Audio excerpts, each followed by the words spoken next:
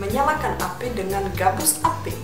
Pemain hoki es bermain dengan puki. Orang itu memelihara agama. Kenapa ya kalimat-kalimat itu tidak masuk ke akal? Itu yang saya mau jelaskan dalam video ini.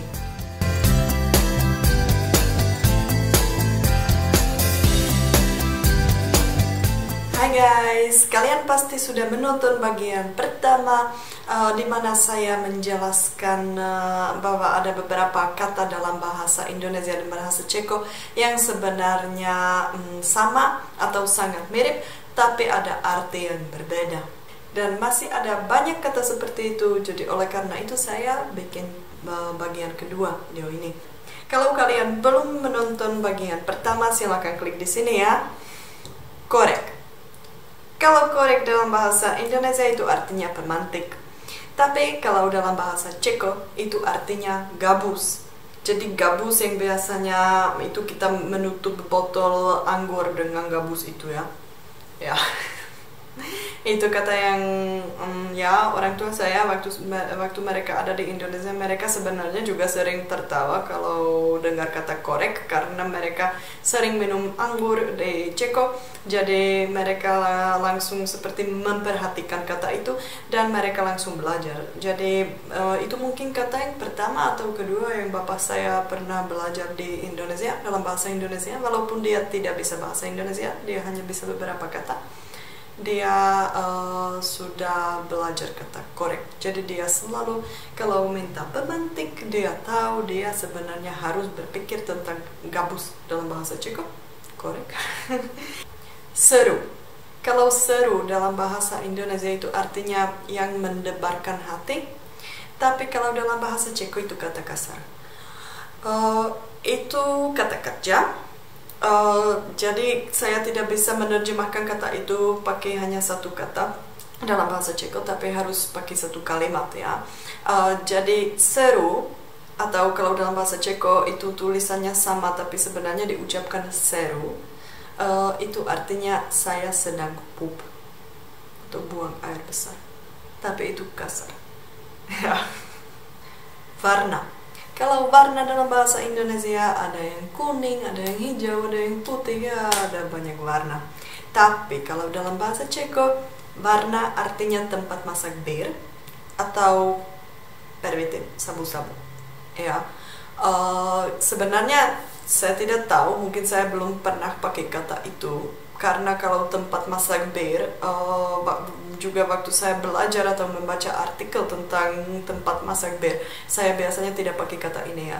Tapi ini kata yang resmi yang biasanya dipakai. Ada juga kalau misalnya ada artikel di internet tentang kasus orang yang bikin sabu-sabu itu, di sana pasti kata warna dipakai. Cuma dalam bahasa Ceko kami tidak menulis warna dengan V itu yang ini, tapi kami pakai V yang biasanya di Indonesia diucapkan F ya, karena dalam bahasa Ceko V diucapkan V. Balik. Balik dalam bahasa Indonesia artinya kembali, tapi dalam bahasa Ceko itu artinya paket ya, cuma i-nya agak panjang, jadi bukan balik tapi balik. Balik, balik, balik, balik. Ya, lebih panjang sedikit.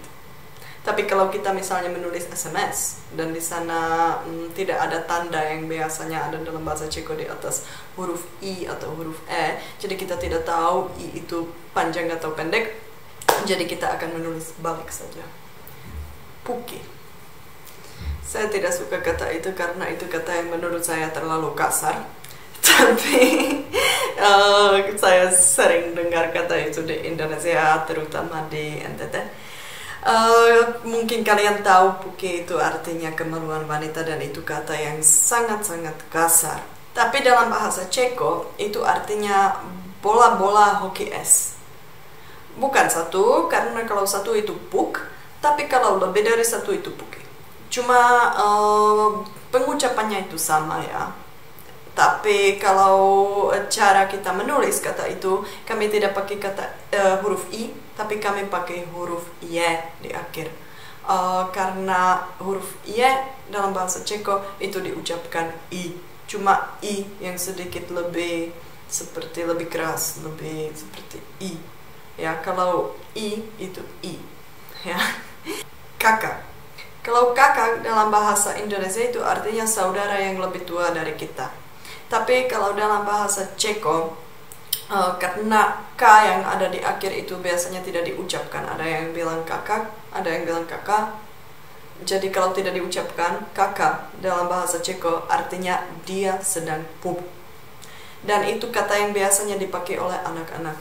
Ya, jadi kata yang agak lucu dan menurut saya itu bukan kata kasar. Itu kata yang biasa saja, cuma biasanya diucapkan oleh anak-anak. Agama itu kepercayaan ya. Tapi kalau dalam bahasa Ceko, dan ya sebenarnya bukan hanya dalam bahasa Ceko tapi banyak bahasa, mungkin kalian juga pernah dengar kata itu.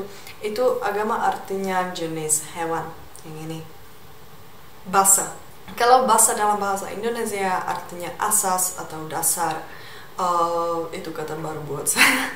Tapi kalau dalam bahasa Ceko ada 3 arti. Yang pertama itu beola bas, yang kedua itu penjara, dan yang ketiga itu dos atau kardus bir, dos ya.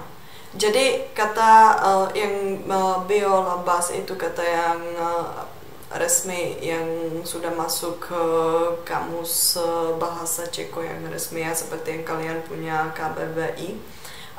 Tapi kalau kata bahasa sebagai penjara atau sebagai dos itu hanya slang. Jadi semua orang Ceko pasti pakai kata itu dengan arti ini, tapi itu ya hanya slang saja ya. Dan kata terakhir bor. Kalau bor mungkin saya tidak bisa menjelaskan sendiri, jadi saya tadi cari arti di KBBI, dan itu artinya perkakas untuk menggerek sesuatu. Tapi kalau dalam bahasa Ceko, bor itu artinya hutan di mana kebanyakan pohon itu pohon tusam atau pinus. Dan bahkan dalam lagu nasional Ceko seperti yang kalian punya Indonesia Raya, dan kami punya lagu yang namanya Gde domov môj, itu artinya di mana rumah saya. Di sana ada satu ayat di mana kami menyanyi Bory šumí po skalinách, dan itu artinya hutan-hutan tusam berdesir di antara bebatuan.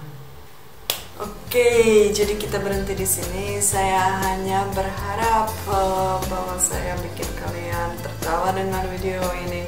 Sekarang kalian bisa lihat bahwa kadang-kadang ada kata yang sama dalam 2 bahasa, tapi ternyata ada arti yang berbeda.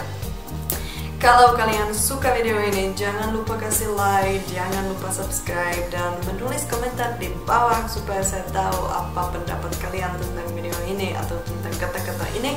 Itu sangat menarik buat saya selalu membaca semua komentar. Jadi jangan lupa kasih komen di bawah. Dan nanti saya pasti akan bikin bagian ketiga dan terakhir, karena masih ada beberapa kata yang saya ingin menjelaskan untuk kalian. Jadi terima kasih kalian sudah menonton video ini. Dadah!